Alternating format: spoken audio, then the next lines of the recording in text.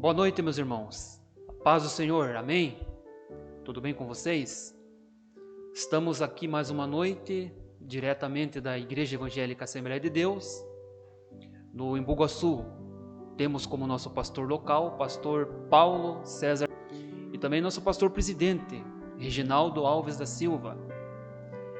Então nós estamos com esse projeto de trazer um curso para os irmãos que estão ingressando no discipulado, para os candidatos ao batismo, e aprove a Deus então aí colocar em nossas mãos essa tarefa de trazer um ensino para os amados irmãos, de trazer aqui um curso bíblico do discipulado para os queridos irmãos que vão em breve descer as águas batismais.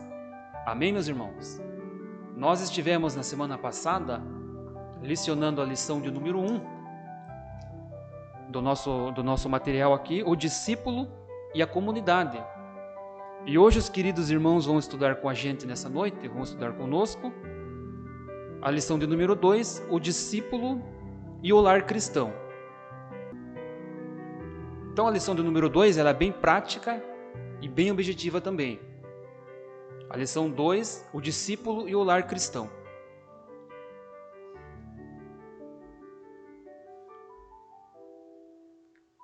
Nós temos aqui, meus amados, o nosso texto bíblico do discipulado. Encontra-se em Josué, capítulo 24 e o versículo de número 15. Diz assim o texto sagrado: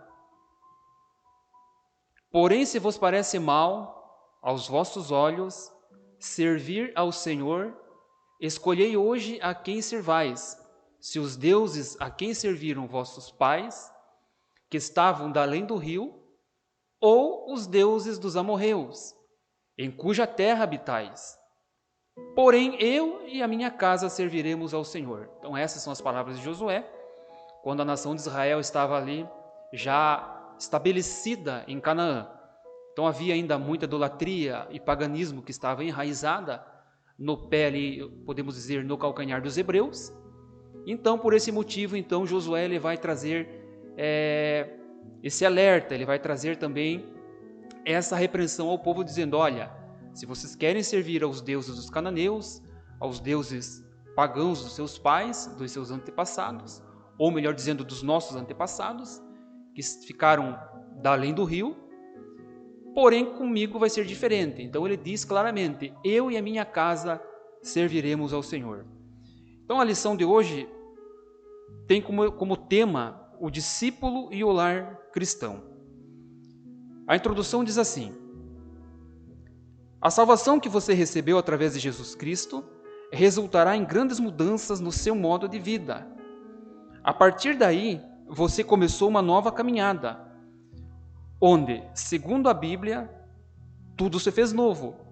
Isto inclui não só a vida pessoal, mas também a área do relacionamento. Esta nova vida toma forma na maneira como o crente se comporta no meio de quem vive, no meio em que vive. Em outras palavras, ele não vive mais por si mesmo, mas todas as suas ações são frutos desta comunhão íntima com o Salvador. Como disse o apóstolo Paulo: vivo não mais eu, mas Cristo vive em mim. Gálatas capítulo 2, versículo 20. O lar é, portanto, melhor dizendo, o lar é o ponto de partida desta nova experiência. É ali, junto aos familiares, que você pode e deve começar a pôr em prática a sua nova vida em Cristo, como testemunho da transformação que o conduziu a esta nova dimensão espiritual. Então veja que a introdução, o comentarista já traz um pouco de luz para nós, dizendo então que ele vai ao longo do material que ele escreveu, ele vai estar dizendo ao longo do material que ele desenvolveu, a diferença do comportamento que outrora o cristão ele vivia, o seu modo de vida passado, e agora então ele vai trazer então um assunto sobre isso aí, explicando, ou melhor dizendo, esclarecendo então que o cristão agora ele tem que ter um novo viver, um novo tipo de vida, começando inclusive pelo seu próprio lar, ou seja, o lar cristão. Daí então a nossa lição de hoje, o discípulo e o lar cristão. O primeiro tópico da nossa lição é o que é o lar. E o primeiro subtópico, a família, a base do lar. Então diz assim a nossa lição na nossa revista. A família, a base do lar. O lar não é simplesmente uma casa onde a família se reúne. É muito mais do que isto. É a dimensão física que traduz o propósito de Deus ao instituir o casamento através de nossos primeiros pais, Adão e Eva. Gênesis 2, verso 18. Jamais foi o desejo de Deus que o homem vivesse uma vida solitária. Daí a decisão de fazer-lhe uma companheira. A ideia aqui é basicamente de companheirismo, solidariedade, respeito mútuo, vida em comum.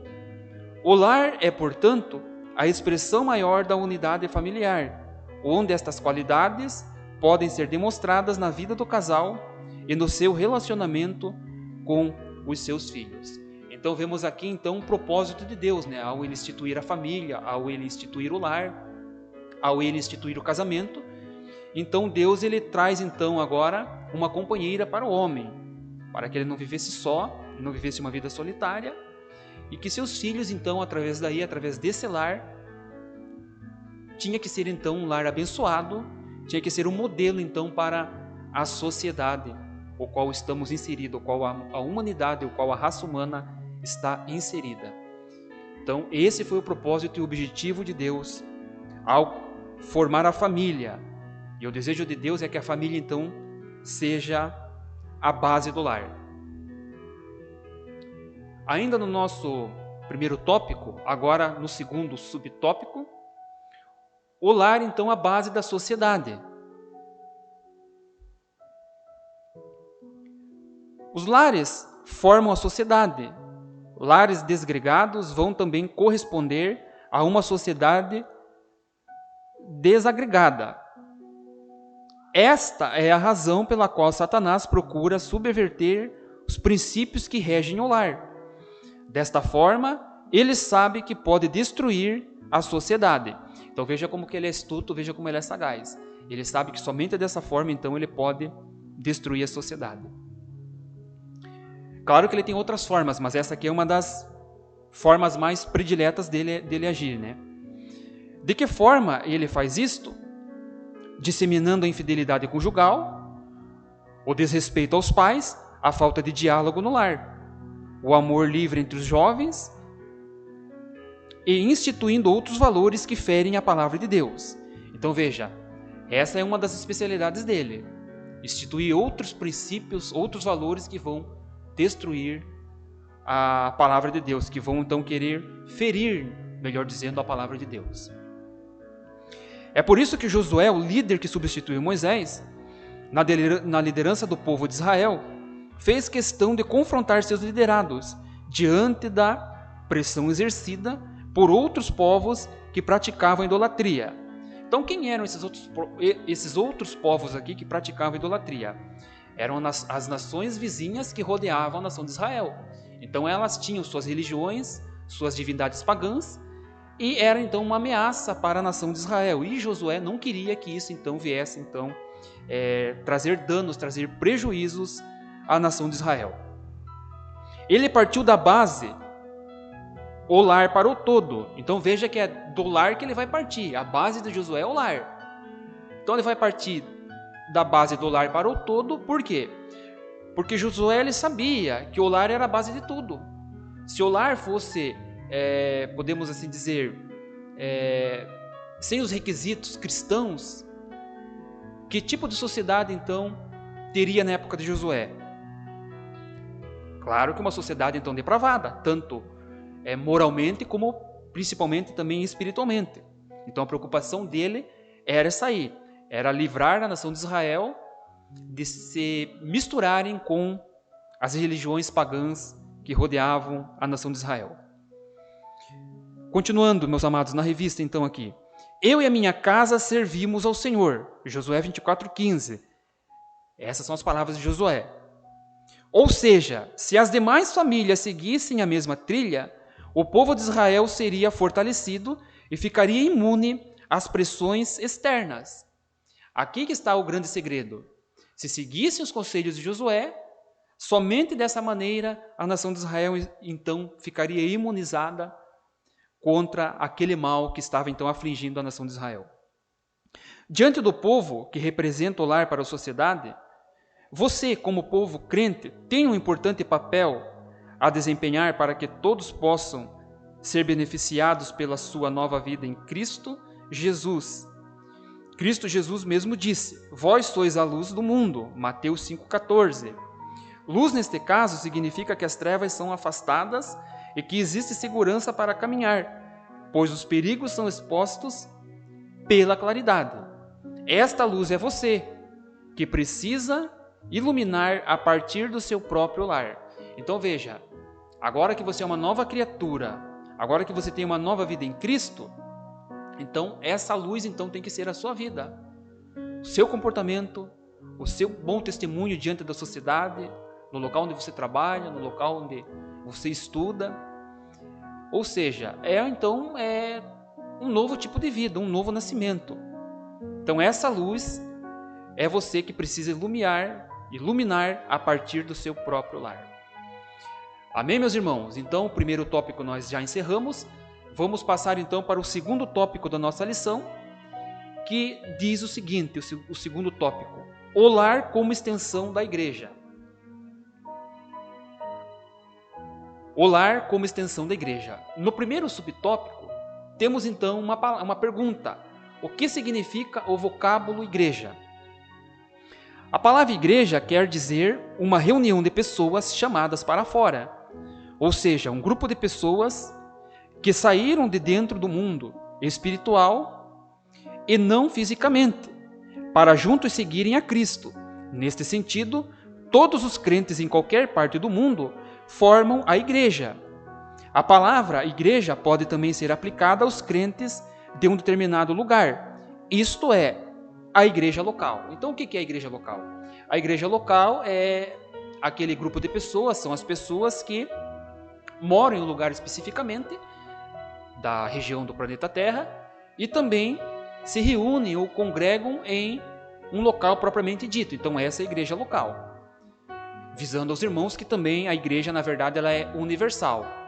Mas a igreja, ela, mesmo sendo universal, ela é também local, porque as pessoas que moram em uma certa localidade, congregam em uma certa localidade, se reúnem em uma certa localidade, em um certo lugar para adorar o Senhor, não podem estar ao mesmo tempo em todo lugar do mundo. Então daí a razão da igreja ela ser universal, mas também a igreja ser local. Seguindo, por consequência, a igreja é também formada pelos lares, assim como a sociedade. Isso aqui é muito importante. Na verdade, a igreja também ela é, como diz o nosso comentarista aqui, a igreja, na verdade, ela é também formada pelos lares, assim como a sociedade.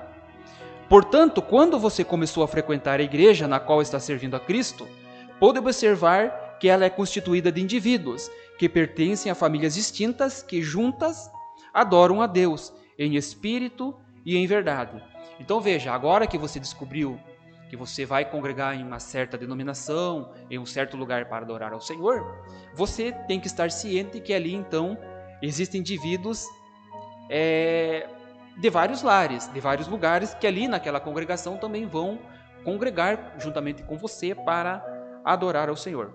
Rapidamente, eu quero fazer um rápido comentário sobre isso aqui.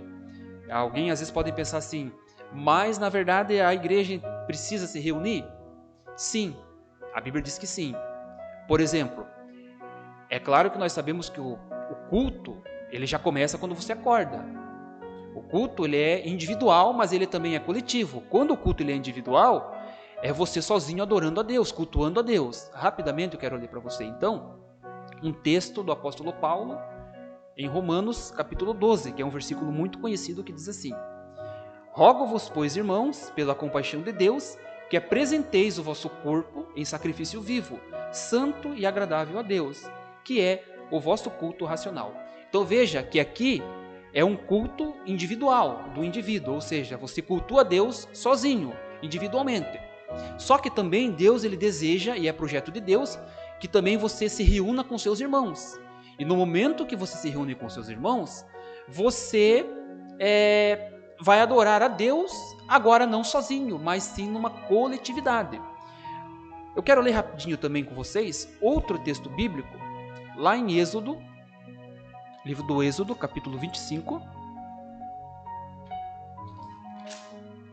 Livro do Êxodo, capítulo 25 e verso 8, que diz o seguinte: E me farão um santuário e habitarei no meio deles. Aqui, se você ler todo o contexto, você vai ver que Deus, então, tem um projeto com Moisés e com a nação de Israel para que eles viessem, então, a construir um tabernáculo, um templo móvel, uma tenda no deserto. Então, fica claro no versículo 8 que Deus ele desejava, então, habitar nesse santuário no meio da nação de Israel. Vemos, então, no Antigo Testamento, Deus fazendo uma convocação, uma reunião da congregação de Israel, uma convocação solene, para que a nação de Israel, então, congregasse e cultuasse a Deus também coletivamente. Então, você está entendendo? Está vendo a distinção? Tanto o culto ele é pessoal, individual, mas também ele tem que ser coletivo. Então, Deus desejava que a nação de Israel, além de cada um em suas casas, quando faziam o seu culto ali individualmente, também, claro, com seus familiares também depois, claro que eles faziam, mas não parava por aí. O desejo de Deus é que eles então se reunissem em uma reunião ali amorosa, uma reunião fraternal para juntos adorarem a Deus. E não para só por aí, não é só no Antigo Testamento. Quando você vai para o Novo Testamento, nós vemos ainda esse mesmo princípio. Por exemplo, eu vou ler com você rapidinho Atos capítulo 2, versos 42 e 46, que diz o seguinte. Atos 2, 42 diz assim: E perseveravam na doutrina dos apóstolos, e na comunhão, e no partir do pão, e nas orações. O 46 vai dizer o seguinte: E perseverando unânimes, todos os dias no templo. Veja que agora eles também se reuniam no templo, não é só no Antigo Testamento. Depois da ascensão de Cristo, quando Cristo já subiu aos céus, aqui em Atos diz que também eles tinham como costume de se reunirem no templo. Seguindo a parte B do versículo 46. E partindo o pão em casa, comiam juntos com alegria e singeleza de coração. Bom, se você pegar Atos 3 também para ler e conferir, diz o seguinte, Atos 3 e 1. Pedro e João subiam juntos ao templo, a hora da oração, a hora nona. Então veja que eles tinham como por costume também se reunirem com os irmãos cristãos da igreja primitiva, na época ali do cristianismo, se reuniam e cultuavam também a Deus no templo, ou seja, cultuavam individualmente em casa, mas também coletivamente, agora aqui nessa ocasião já é no templo. Amém, meus irmãos? Então isso é a igreja. A igreja, na verdade, ela é o corpo de Cristo, como você vê no slide aí. Cristo Jesus é o cabeça da igreja, e eu e você, então, somos o corpo. Nós somos um membro do corpo de Cristo. Então, nós fazemos nosso culto individual, em casa e também com os familiares, mas também é desejo de Deus que o seu povo, então, se reúna em coletividade para adorar ao Senhor. É claro que se alguém perguntar, não, meu irmão, mas os cristãos se reuniam somente nas casas na era primitiva. Bem, nós temos que ver e entender a história bíblica, que agora, então, depois, por causa da perseguição dos judeus, os judeus estavam perseguindo os cristãos, eles não tinham mais a liberdade, então, de estarem no templo cultuando. Então, eles foram expulsos do templo pelos judeus tradicionais. Por quê? Porque os judeus tradicionais queriam, então, impor sobre eles toda a lei mosaica, a questão da circuncisão, a guarda do sábado, todo o ritual mosaico. Então, eles queriam impor sobre os cristãos. Os cristãos, então, foram se sentindo em opressão e, por esse motivo, então, abandonaram o templo. Aí, então, você entende o porquê que eles se reuniam, então, nas casas. Mas depois, ao longo do cristianismo, da história da igreja, então, você vê que cada casa, cada residência não comportava o número de pessoas ideal, mas que vinham adentrando para aquela congregação ali. O que aconteceu, então? Obviamente que tiveram, então, que fazer residências maiores. Então, por isso que não é errado você vir para o templo adorar o Senhor. A gente não vem para o culto, para o templo, adorar o templo, adorar as quatro paredes. Muito pelo contrário. Nós cristãos nos reunimos no templo com o objetivo de adorar a Deus, mas também ali em coletividade com os irmãos, porque ele vai comportar um grande número de pessoas, para daí então junto adorarmos a Deus. Porque não tem como ficar só dentro de uma casa, dentro de uma residência, à medida que vai crescendo então o número de irmãos que vão se congregando ali naquela casa. Então, a necessidade então de expandir. Amém, queridos? Deu para entender, então, o que significa o vocábulo igreja? Igreja, na verdade, quer dizer chamados para fora. Para fora da onde? Para fora do mundo de pecado. Agora você ingressa, então, na igreja de Cristo. O segundo subtópico, do tópico 2, diz o seguinte: o lar, a extensão da igreja. Ora, diante da definição acima, é justo considerar que o lar é a extensão da igreja. Em outras palavras, isto quer dizer que o bom testemunho cristão deve começar a ser vivido no lar. Então veja, primeiro, o bom testemunho do crente, do cristão, é ali no lar que começa, é ali que tem o ponto de partida, ali que é, podemos dizer assim, o pontapé inicial. Então, o bom testemunho cristão deve começar a ser vivido no lar. Não é possível ter um comportamento de crente no templo, onde a igreja se reúne, e ter no lar um comportamento de incrédulo. As duas coisas não se combinam. E significa que ainda não houve, de fato, conversão a Cristo, mesmo que todos à sua volta não tenham sido salvos. Se você se comporta como luz, no dizer do Mestre, as trevas não terão poder sobre sua vida. É uma questão de lógica. Elas não podem sobrepor-se à luz. Então lembre-se, onde você estiver, aí está a igreja de Cristo. E isto inclui o lar. Faça dele o seu ponto de apoio para alcançar outros que ainda não conhecem a Cristo. Você é um instrumento pelo qual a graça salvadora pode chegar aos seus parentes, vizinhos e amigos. Olha aí que bênção, olha que maravilha. Que bênção que Deus dá, a oportunidade que Deus dá para você e para mim, para nós. Então, privilégio isso aqui. Nós somos o canal, o instrumento, para que simplesmente apenas com testemunho de vida nós possamos então ganhar nossos familiares, parentes, e não só eles, mas também nossos amigos, nossos vizinhos, porque eles também precisam de Cristo, precisam do Salvador. Amém, meus queridos? Nós vamos então para o tópico 3. Temos então nesse tópico a vida cristã no lar. Temos mais uma perguntinha ali. O que é vida cristã? Definir vida cristã é simples. Agora, vivê-la implica sério compromisso com Cristo. Veja o que o Mestre disse em Mateus 16:24. Se alguém quiser vir após mim, renuncie-se a si mesmo, tome sobre si a sua cruz e siga-me. Isso significa que a vida cristã é o ato de seguir a Cristo, renunciando os interesses próprios, para que a vontade dele prevaleça em todas as áreas que lhe são submetidas para a conversão. Então, na verdade, a vida cristã é isso. Resumindo, é isso aqui mesmo que o comentarista comentou. Vida cristã é uma renúncia. Então, o velho homem já morreu. Então, tudo aquilo que você praticava que não agradava a Deus, que você percebe e sente em seu coração que não está de acordo com a vontade de Deus, isso tem que ficar propassado, tem que ficar enterrado na sua e na minha história de vida. Amém? E isso é um novo viver cristão. É uma nova vida cristã. Então, está aí o que é a vida cristã. Oséias escreveu: conheçamos e prossigamos em conhecer ao Senhor. Oséias 6:3. Quando você é apresentado a uma pessoa pela primeira vez, jamais irá conhecê-la plenamente no primeiro contato. Este conhecimento será progressivo, à medida que o tempo passa, e ainda assim muitas coisas ficarão encobertas. Com a vida cristã, em certo sentido, é a mesma coisa. O aprendizado é diário, aos pés de Cristo, até que se alcance a maturidade espiritual. Paulo definiu este processo dizendo: irmãos, porquanto a mim, não julgo que eu haja cansado, mas uma coisa faço, e é que, esquecendo-me das coisas que atrás ficam e avançando-me para as que estão diante de mim, prossigo para o alvo pelo prêmio da soberana vocação de Deus em Cristo Jesus. Filipenses 3:13 e 14. Então, essas são as palavras do apóstolo Paulo. Então, tudo aquilo que para trás da vida dele ficou, agora ele não quer mais que venha fazer parte do seu novo estilo de vida. Então, agora ele olha para frente, sempre para o futuro, sempre almejando fazer para Cristo, contribuir para o reino de Deus, cooperando para o reino de Deus, trabalhando, exercendo o seu ministério que Deus tinha para colocar na mão dele, para ele correr atrás então dessa soberana vocação. Esquecer-se as coisas que atrás ficam não significa permanecer parado, remoendo as imperfeições. Ao contrário, precisamos aprender com os erros do passado para que eles não sejam repetidos. Então, isso aqui é muito importante.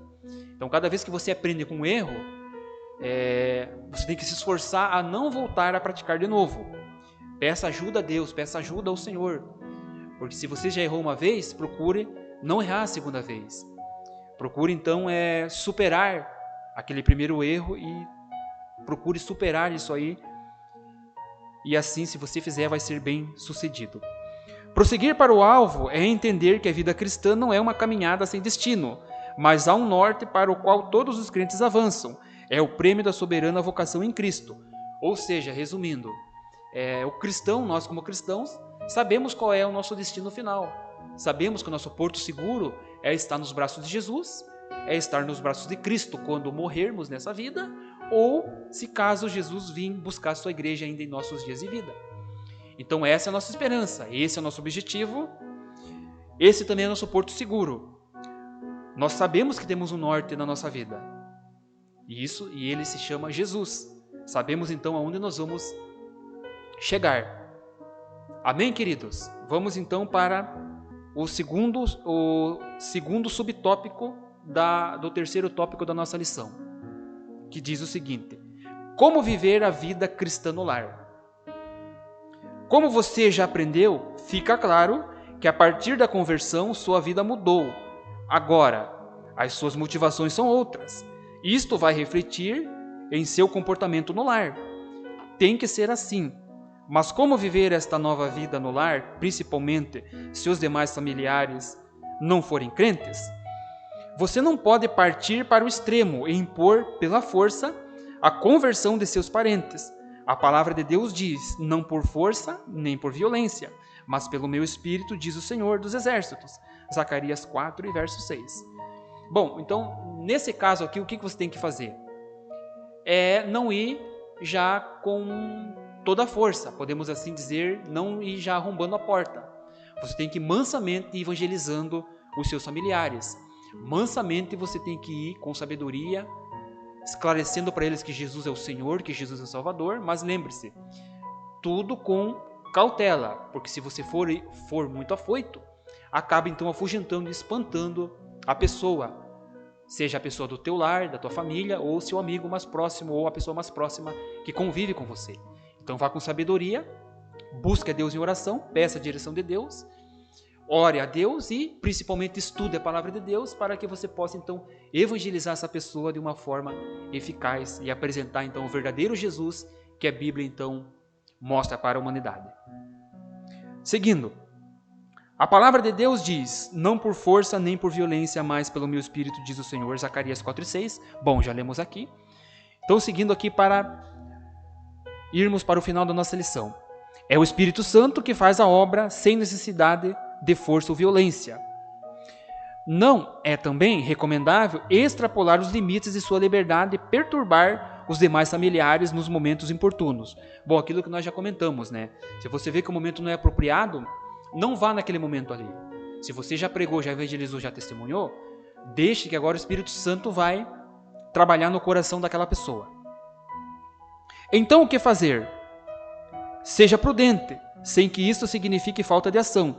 Procure ser um observador atento das oportunidades e aproveite-as com cuidado para mostrar o amor de Jesus. Procure deixar que o testemunho de suas próprias ações fale sem palavras, pois soará mais alto do que qualquer outra coisa.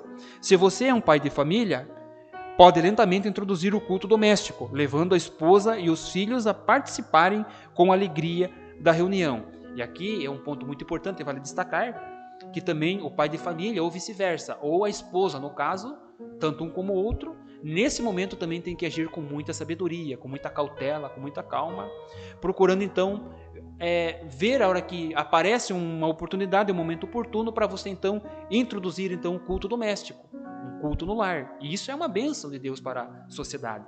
E ali então Deus se manifesta no meio daquele culto, independente se tem só 2 ou 3 pessoas. Porque a própria palavra diz que ali mesmo, onde tivesse 2 ou 3 reunidas no nome dele, ali ele estaria. Levá-los à igreja depois será uma questão de tempo. Isso aqui também é muito importante destacar. Não force o teu familiar, agora você vai no culto comigo, porque às vezes ela está constrangida, não quero ir hoje. Então respeite. O momento certo vai chegar. A hora que o Espírito Santo tocar em seu coração e ela também abrir o coração, porque a pessoa também tem que querer, tem que abrir o coração. Aí então, quando ela se sentir com desejo de ir ao culto, então você se manifeste, se prontifique e faça de tudo para ajudá-la a levar ao culto, para assistir a um culto em uma igreja, em uma denominação cristã evangélica, onde prega-se a Bíblia, onde prega-se a verdade, onde você sabe que ali a palavra de Deus é pregada. Isso é muito importante também destacar. Então procure levar numa igreja onde a Bíblia é pregada, onde Jesus é pregado como Salvador da vida do ser humano. Então procure levar numa igreja séria, numa igreja que tenha compromisso com a palavra de Deus. Seguindo, se você é esposa, pode até começar o culto doméstico, mas primeiro busque a concordância do marido, para que isto não seja fator de desagregação. Isso aqui é muito importante também. Às vezes o esposo não quer, está cansado, chega do serviço, não é um momento oportuno, então você não pode passar por cima dele. Primeiro ore a Deus, peça a direção de Deus e converse com ele. Se ele aceitar, amém. Se ele não aceitar, amém também. Mas posteriormente ele vai aceitar. Às vezes ele não vai aceitar porque ele não está bem. E Deus sabe, Deus entende. E depois ele vai aceitar, então você tem a oportunidade de entrar então em ação. Outra coisa, é importante participar das reuniões da igreja, mas não abandone o marido, os filhos à própria sorte. Isso aqui também vale muito a gente destacar. Primeiro, o cuidado é com a família. Aí depois você vai para a igreja, se reunir com os irmãos, mas primeiro você tem um compromisso com a família. A Bíblia não aprova este tipo de conduta. Procure primeiro cuidar das obrigações do lar, depois vá aos cultos, sem prejuízo da família. Muitas mulheres que agiram desta forma ganharam os seus maridos para Cristo. Se você é filho, haja do mesmo modo. Seja obediente aos pais, cumpra suas obrigações filiais e mostre que a rebeldia é coisa do passado. Se você for introduzido a alguma prática incompatível com a fé cristã, seja educado e responda com mansidão, que você agora tem outro projeto de vida, o de servir a Cristo de todo o coração. Não se esqueça, o que você foi no passado e o que você é agora vão ter grande influência sobre aqueles que o cercam. Então aqui para os filhos também. Paulo vai dar conselho também para os filhos. Filhos, obedeçam, sejam obedientes aos seus pais, porque isso é bom, isso convém com a palavra de Deus. Então, os filhos também têm que obedecer aos pais, honrando os pais, honrando a Deus. E se você seguir esse conselho bíblico, você jovem, você adolescente, você certamente será abençoado, porque a palavra de Deus que assim o diz, que assim o manda. Amém, meus queridos? Eu não quero me delongar muito para o vídeo não ficar muito longo, para que os amados irmãos tenham pelo menos aí a paciência de poder então nos assistir, nos ouvir nesses poucos minutos que aqui passamos em videoaulas. Amém, meus amados? Na semana que vem, querendo Deus, se Deus permitir, estaremos aqui com a lição 3. A lição 3 nós vamos tratar sobre o discipulado e a tentação. Nós vamos trazer uma matéria teológica sobre a questão da tentação. Amém, meus irmãos? Um grande abraço e até a próxima, se Deus quiser. Amém.